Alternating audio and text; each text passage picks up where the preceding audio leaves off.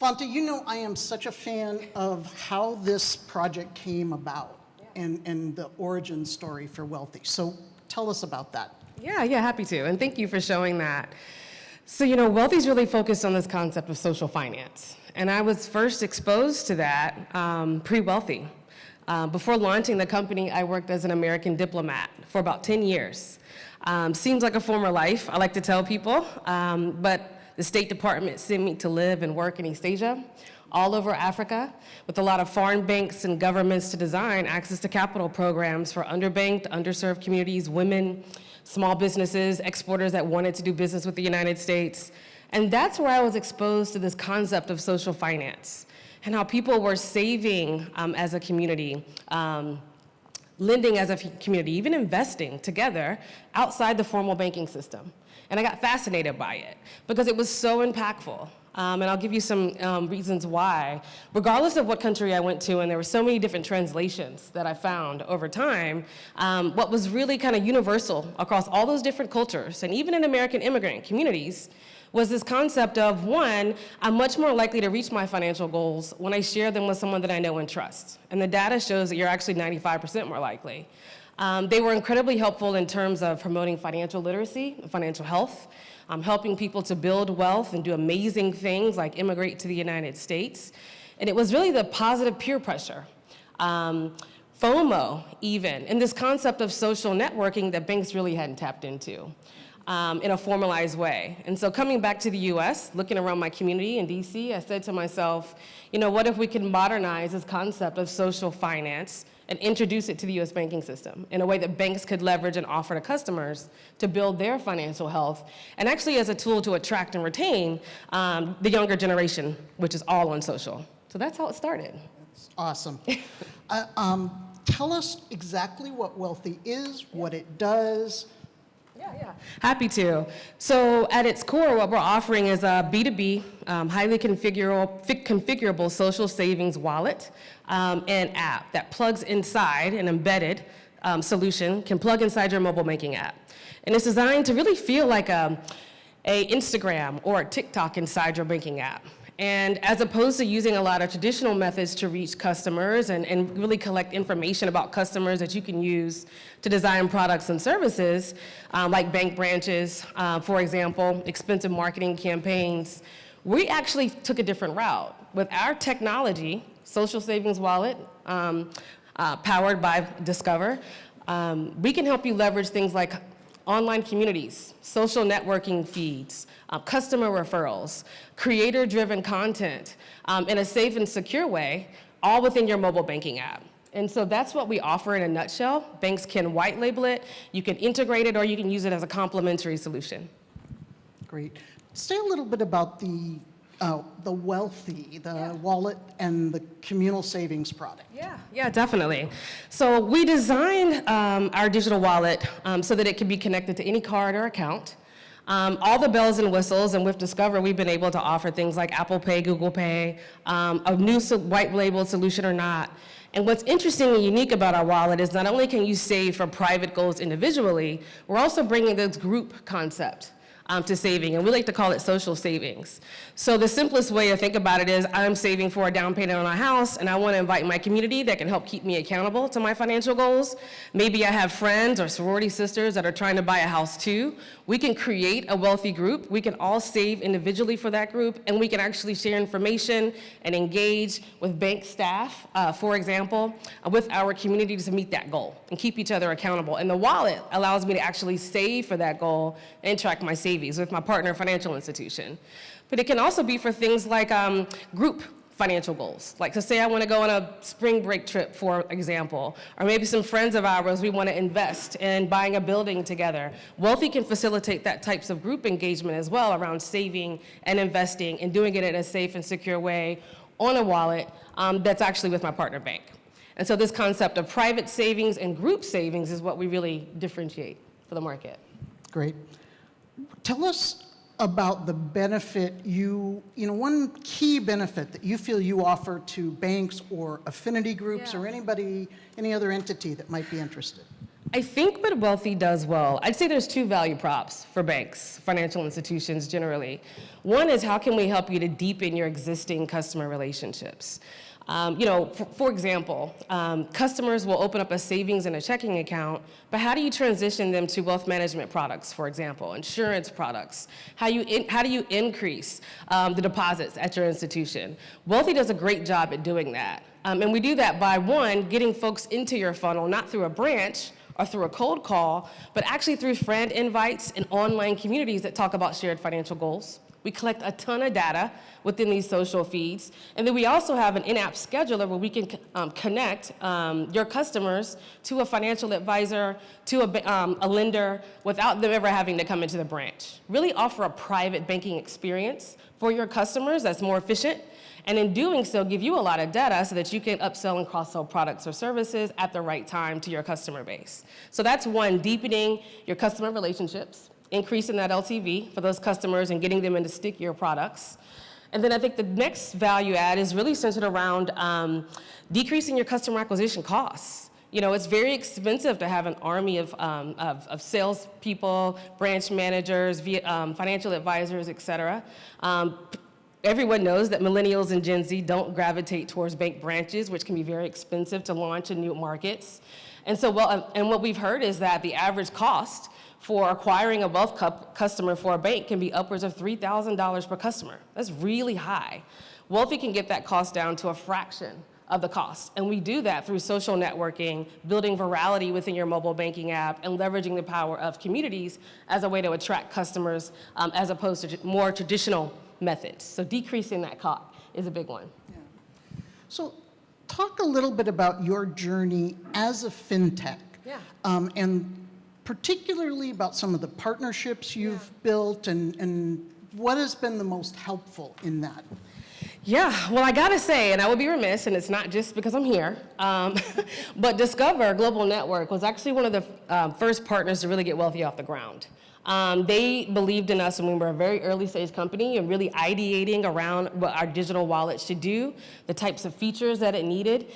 They were willing to work with us to create an ecosystem of partners so that we could actually issue co-branded prepaid debit cards, which was huge, and not have to build it all in-house. And then gave us a lot of opportunities like this to promote the platform to our customers, which are banks, credit unions, CDFIs, et cetera. So that was a huge partnership. And for Fintechs, it can be really hard to get that when you're an early company just starting out.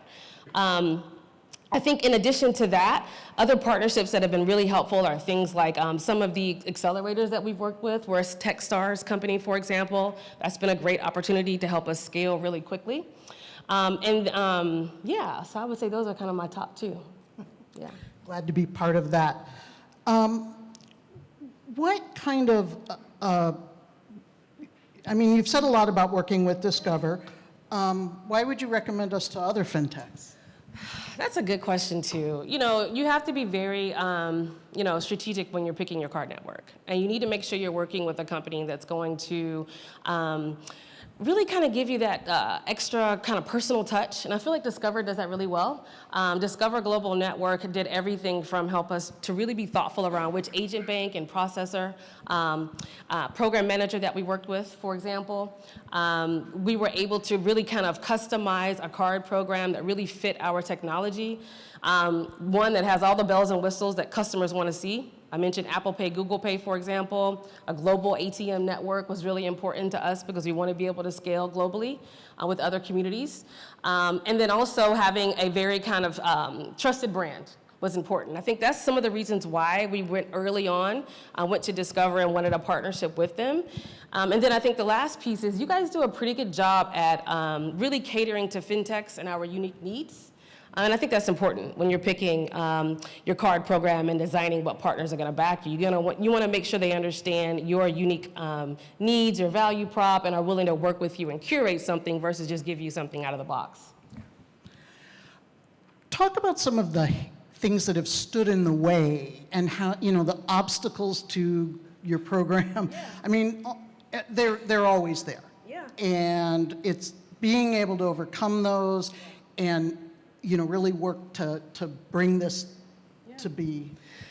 Oh yeah, no, it's not always easy. The average card program takes what, 6 months to get off the ground, typically on average. And so really kind of, early on when you're designing it, you think you know what you want, and then you get into implementation, and a lot of things change. Business decisions, client requests, especially when you're B2B, can often make you have to tweak along the way. And so being really thoughtful around what's our core product offering and making sure we execute on that well, and then build on, think strategically around how we build additional features over time. That's something that we really had to be strategic about. Again, finding that right partner. We went through quite a few options when picking our agent bank and our issuer. And we had to really kind of be strategic around settling on the right partner for us. And sometimes that's painful because you want to move quickly. But sometimes you should take your time and pick the right partner because, like I said, it's a marriage in that card program. And so we had to figure that out as well and be patient with ourselves until we could do that. So those are the two I would say offhand, yeah. Say a little bit about being a woman and an African-American woman founder and how that's informed your journey. No, man, I love it. I think I bring a unique perspective into an industry that has traditionally been older and male and oftentimes not African-American. And so, having the confidence to walk into that room, explain why, communities that they might not be aware of are important and are a good value prop and a good business opportunity. Having that unique insight and being able to back it up with figures and our traction is something that I really get a lot of pleasure in. But it's also kind of a cultural thing and a wall that you have to continually push at.